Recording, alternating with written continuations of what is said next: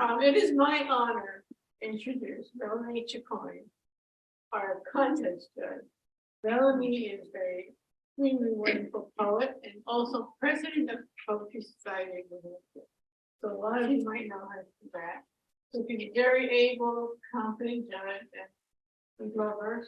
And she'll be reading her poetry Monday night at the Vets Hall across the street with her husband on coffee. I introduce Melanie now.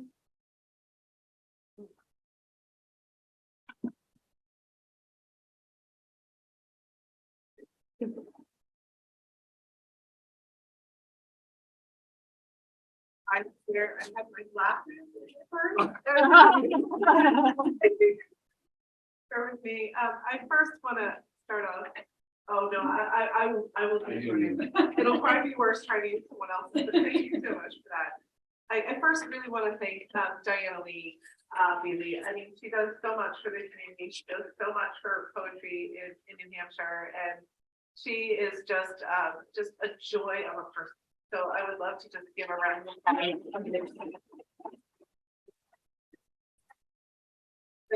I also want to thank the Literary Arts Guild for the Center of the Arts for also sponsoring this wonderful contest, and all of the poets. And I feel like I'm standing right in front of them, but I'm really excited to be able to give these awards out for these great poets. And for those of you who did write that didn't win, there were some other great poems there, and I hope that you'll still keep writing.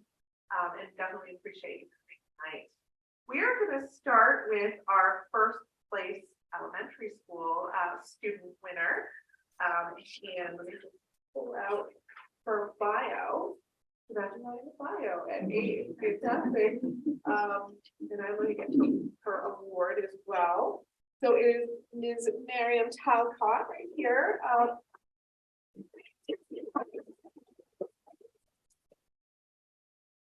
Miriam is 8 years old and lives in Durham. She loves the creative arts and can often be found reading, writing, or drawing. She also loves ice skating, horseback riding, and pretty much anything involving being outside in nature. Definitely in the right state for that. When she grows up, she hopes to be an author and an illustrator.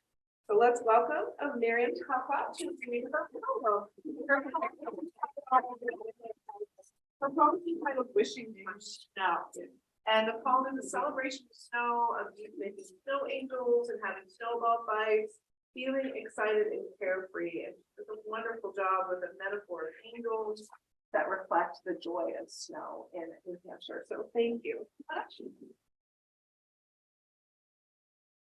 I'm going to put your award right here for you, so don't forget to take that down when you come out. And please go ahead and.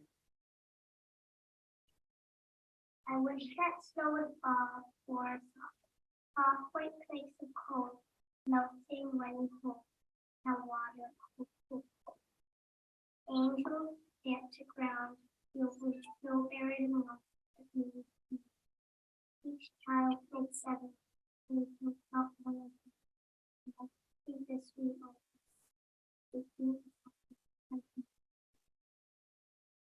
great winter war is so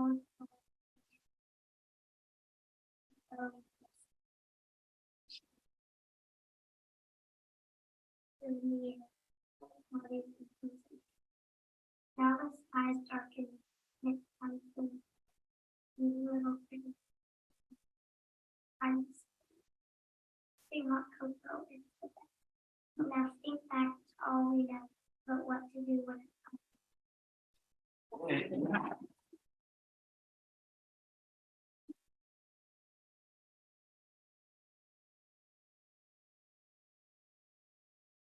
Congratulations. You can come back and sit over here, or you can go sit with mom, whatever you with.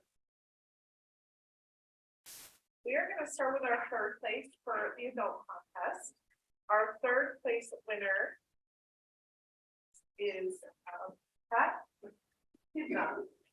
And Pat is a retired IBM engineering executive. She lives in North Sutton with Jack, a sweet St. Bernard mix, and Ruby, a crazy Irish setter. She loves exploring the King Hill Reservation trails, playing tennis, and boating on Lake Sunapee.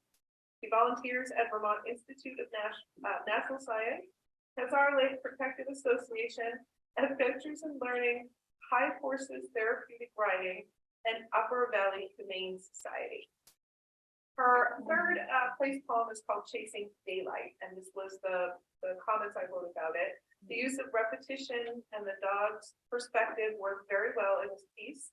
It takes the reader into the mind's eye of the dog as she takes her walker and the reader on a journey embracing nature and the excitement of catching a day's last rave, where one so often feels reluctant to return home. So.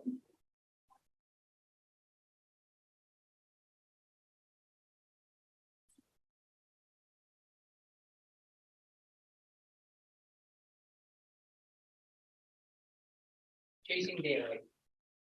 The light was gently fading, just enough time to stretch our legs. Joy exploded from eyes first, then down to tail.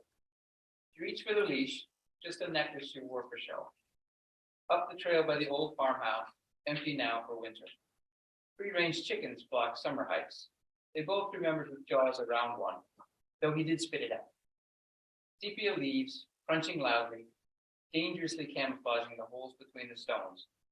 Carefully she went up, just a little more. The sun was aiming for the ridgeline, just a little more. He danced back and forth, side to side, waiting, watching, grinning. Then a decision point. One last look at the weakening sun. Let's go the long way. Chasing daylight. Down the grassy ski trail, with gratitude to the mowers, chasing daylight. Moving quickly but mindfully, down the slope to the woods trail, reveling in the sweet aroma, the crazy warmth of a November day, the forest quiet and resting now, side by side, the way they have traveled for almost a decade now, swapping companionship, protection, joy, chasing daylight. Turning to home just as dusk takes over, soon to his bed by the fire, the big head drops, but he still watches her. We won, his grin says, chasing daylight.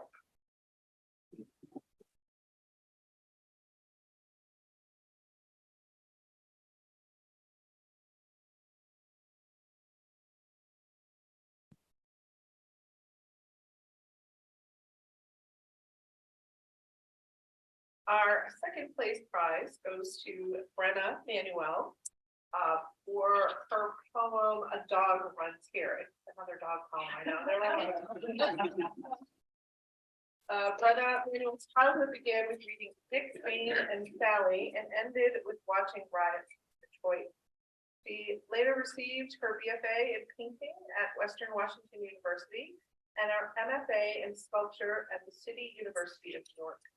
She lived as an artist and teacher in New York City for many years before moving to Hampshire. She taught humanities at Franklin Pierce University for 16 years, and now she writes stories and poems in the rural countryside. Her poem is A Dog Runs Here, and my comments were that this poem has great musicality and carries the thread of comparison successfully throughout, showing the reader the transition in how one lives between city and rural life, celebrating the serenity of leisure and life, particularly in nature. So please welcome Brenna.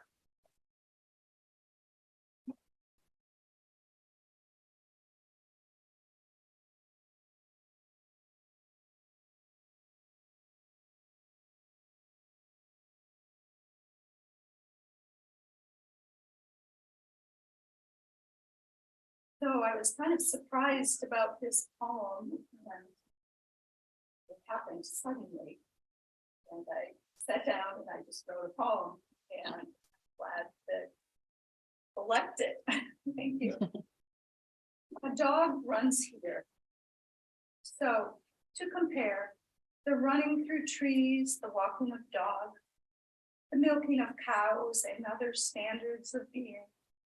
In living here, seeing the pines holding thick ice for days, the cows, the Shetlands, standing and curling their horns, a dog curling his tail and knowing best how to be, the one flinging his harness, chasing the birds across the trenches of fields, and here one might compare the walking of dogs where we used to live, down the sidewalk to meet with strangers outside cafes, dogs who linger, some tied to living, for the one they're waiting to stand before them, done with their business and ready to play. That is, to compare the days and hours we spend in rural traipsing and sloshing, in doing such singing and dancing as we do together, is to compare our hind legs spread out in stretches in both places, matching ourselves together in classes, going our separate ways in cases of luck or proximity, as animals do.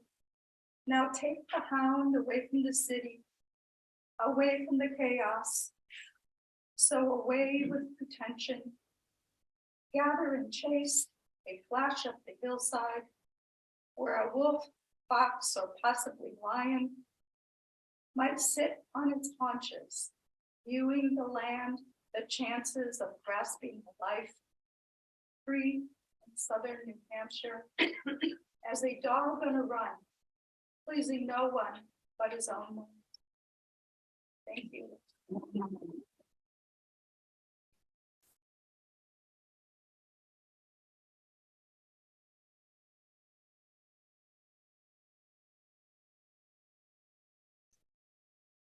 Now for our first place winner of the contest is Cynthia Noor. Cynthia Noor wrote a Pantoum for the White Mountains of New Hampshire. Cynthia Noor is a poet from Stratford, New Hampshire. She moved to the state a decade ago after a career in medical communications in New York City and was delighted to discover its flourishing poetry scene. She participates in the Poetry Society of New Hampshire.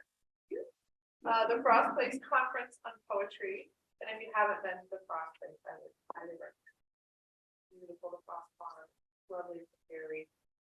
And other groups. Cynthia is the author of a chapbook, A Vessel of Furious Resolve, published in 2019 by Finishing Line Press, and her poems have appeared in numerous publications. Her Pantoum to the White Mountains of New Hampshire uses the form so well to describe hiking. The lines are crisp and full of imagery and emotion. The use of repetition, which is the nature of the form, extremely successful. I love how the poet slightly alters some of the repeating lines to bring in new locations while staying true to the intent of the picture. I felt the joy and beauty of the hike along with Cynthia Noor.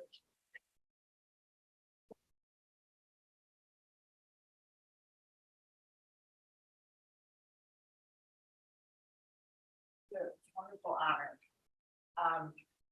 Just to very briefly, I'll add to what Melanie said about Pantoum. There's some repetition in it that you'll hear, and it's actually in the first stanza. All the stanzas have 4 lines, and in the first stanza, 2 and 4 repeat in the next stanza as lines 1 and 3, and that continues down through the entire poem, and the last line is usually Pantoum to the mountains of New Hampshire. A glint of sun above the mountain peak, a piney scented soft as silk breeze blows. The door to heaven lies beneath my feet. The more I hike, the more my solace grows. A piney scented soft as silk breeze flows, up Liberty, Blue Job, Mount Moosilauke, Mount Hale. The more I hike, the more my solace grows. My feet in conversation trade. Up Lafayette and Lincoln, Jackson, Jefferson and Clay. Hemlock fronds above me, schist and granite underfoot. My feet rejoice in conversation with the trail, my disposition light by the laughing brook. Hemlock fronds above me, schist and granite underfoot. I hike away the blues that kept my spirit dim, my disposition lightened by the laughing brook. I idle by its bank and smell the painted trillium. To hike away the blues that kept my spirit dim, no greater bliss than dusk at Sawyer Pond. I idle by its shore, and while I throw a pebble in, I see the face of nature painted by the setting sun. No greater place than Galehead Hut at dawn, to find the joy that morning light bestows, to hear the voice of nature urge her child to carry on.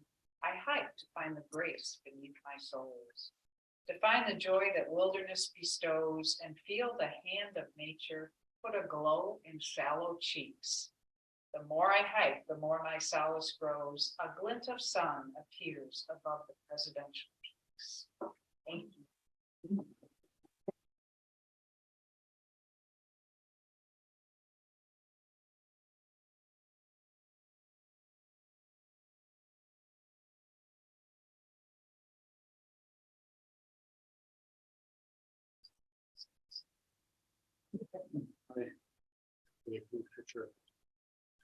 Okay, So we'll I'll go let ahead. it run. All right, so you guys can't run away without a group picture, that's what I was looking for, so. Well, thank you all for coming tonight. It was just a really terrific reading, and I'm so pleased to have been a judge for this contest.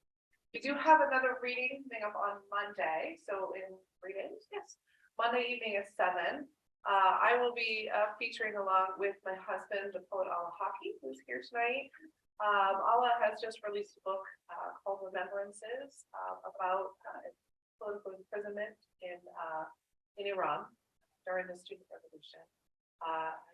It'll be a wonderful reading after his work. I don't want to self-promote, but it's gonna be great, great reading, and I hope you all can join us.